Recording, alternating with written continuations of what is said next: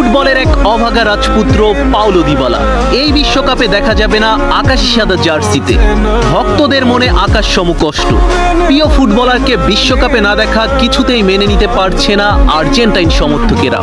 চলুন আজকের এই হার্ট ব্রেকিং এপিসোডে পাওলো দিবালাকে নিয়ে কিছু কথা বলা যাক। বন্ধুরা, ফুটবল মাঠে কিছু খেলোয়াড় আসেন কেবল গোল করতে বা ট্রফি জিততে নয়, তারা আসেন সৌন্দর্য ছড়াতে। তাদের পায়ে বল আলতো চুমু খায়, তাদের ড্রিবলিংয়ে লুকিয়ে থাকে বিশুদ্ধ অবসেশন। পাওলো দিবালা ঠিক তেমনই একজন ফুটবলার, যাকে ভক্তরা এক নামে ডাকে দ্য জুয়েল বা লা জয়া নামে। কিন্তু ফুটবলের এই রত্নটির ভাগ্যলিপি যেন এক ট্র্যাজেডির উপন্যাসের পাতা থেকে ধার করা। আর্জেন্টিনার স্কোয়াডে যখন তার নামটা থাকে না, তখন ফুটবল প্রেমীদের মনে একটা দীর্ঘশ্বাস জমা হয়। তখন মনে হয়, ইস, ছেলেটা যদি আরেকটু ভাগ্যসঙ্গী হয়ে জন্মাতো। পাওলো দিবালার ক্যারিয়ার জুড়ে ট্র্যাজেডি শুরু, মেসি নাইক ছায়া। দিবালার সবচেয়ে বড় শক্তি যেটা ছিল, সেটাই যেন একটা সময় তার ক্যারিয়ারে সবচেয়ে বড় অভিশাপ হয়ে দাঁড়ালো। তার খেলার ধরন, ড্রিবলিং, বা পায়ের জাদু সবকিছুর মধ্যেই ছিল লিওনেল মেসির প্রতিচ্ছবি। একই পজিশনে আর্জেন্টিনার সর্বকালের সেরা ফুটবলারটি খেলছেন, ফলে পাওলো দিবালাকে কাটাতে হয়েছে সাইড বেঞ্চে। দিবালা একবার নিজেই বলেছিলেন, মেসির সাথে একই পজিশনে খেলাটা দারুণ, কিন্তু একই সাথে ভীষণ কঠিন। ফুটবল বিধাতা তাকে রাজপুত্র বানিয়ে পাঠিয়েছিলেন ঠিকই, কিন্তু সিংহাসনে তখন বসা ছিলেন স্বয়ং ফুটবল ঈশ্বর। দিবালার ক্যারিয়ারের সবচেয়ে বড় আরেকটি কারণ ইনজুরি। মেসির ছায়া ছাড়াও পাওলো দিবালার ক্যারিয়ারের সবচেয়ে বড় খলনায়কের নাম ইনজুরি। যখনই পাওলো দিবালা ফর্মে ফিরেছেন, তখনই তার চেনা ছন্দ বিশ্ব ফুটবলকে তাক লাগিয়ে দিয়েছে। ঠিক তখনই পেশির চোট এসে তাকে ছিটকে দিয়েছে মাঠের বাহিরে।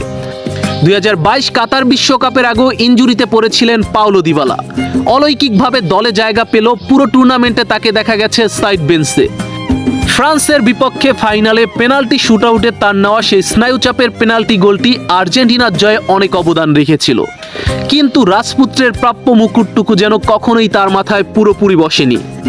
পাওলো দিবালার ক্যারিয়ারে আরেকটি বড় বাধা আর্জেন্টিনার স্কোয়াড থেকে বাদ পড়া।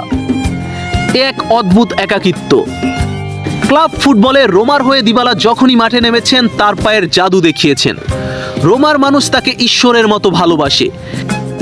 এর আগে জুভেন্টাসে থাকাকালীন সময় জুভেন্টাসের প্রাণভোমরা ছিল পাওলো দিবালা।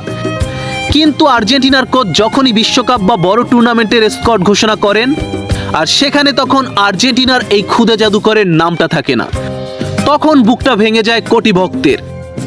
লিওনেল স্কলোনি হয়তো প্র্যাকটিসের কথা ভাবেন, বয়স কিংবা ফিটনেসের হিসেব কষেন, কিন্তু ফুটবল তো শুধু হিসেব নিকেশের খেলা নয়, ফুটবল আবেগেরও একটি খেলা। আর সেই আবেগের পাতায় পাওলো দিবালা এক উপেক্ষিত অধ্যায়। ইতিহাস হয়তো মনে রাখবে যারা ট্রফি জিততে পারেন, পরিসংখ্যান হয়তো কথা বলবে গোল আর অ্যাসিস্টের সংখ্যা নিয়ে, কিন্তু ফুটবল রোমান্টিকরা মনে রাখবেন এক অভাগা রাজপুত্র পাওলো দিবালাকে, যিনি নীল সাদা জার্সি গায়ে জড়ানোর জন্য নিজের সর্বোচ্চটুকু উজাড় করে দিয়েছিলেন, কিন্তু নিয়তি তাকে বারবার ফিরিয়ে দিয়েছেন।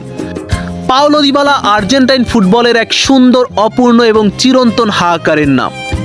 স্কোয়াডে আপনি থাকুন আর না থাকুন, ফুটবল সুন্দর যতদিন থাকবে, আপনার এই মার্ক সেলিব্রেশন আর বা পায়ের শিল্পকলা ফুটবল প্রেমীদের হৃদয়ে ঠিকই জমা থাকবেন। We badly miss you Paulo Dybala. এই বিশ্বকাপে তোমাকে ভীষণভাবে মিস করব। তবে ইতোমধ্যেই দেখা যাচ্ছে আর্জেন্টিনার লোকাল সিটিজেনরা লিওনেল স্কলোনির সিদ্ধান্তে অখুশি। তারা পাওলো দিবালাকে বিশ্বকাপের স্কোয়াডে দেখতে চায়। পাওলো দিবালা সাইড বেঞ্চে থাকলেও তাকে নিয়েই তারা হ্যাপি থাকতে চায়। এখন দেখার বিষয়, স্কলোনি শেষ মুহূর্তে তার ডিসিশন চেঞ্জ করে কিনা। 29 তারিখে আর্জেন্টিনার বিশ্বকাপের ফাইনাল স্কোয়াড ঘোষণা হবে। আমরা অপেক্ষায় থাকব ফাইনাল লিস্টে পাওলো দিবালার নামটি দেখার জন্য। বন্ধুরা, আর্জেন্টিনা ফুটবল রিলেটেড নিত্য নতুন সকল আপডেট পেতে আমার চ্যানেলটি সাবস্ক্রাইব করে পাশে থাকুন। ধন্যবাদ।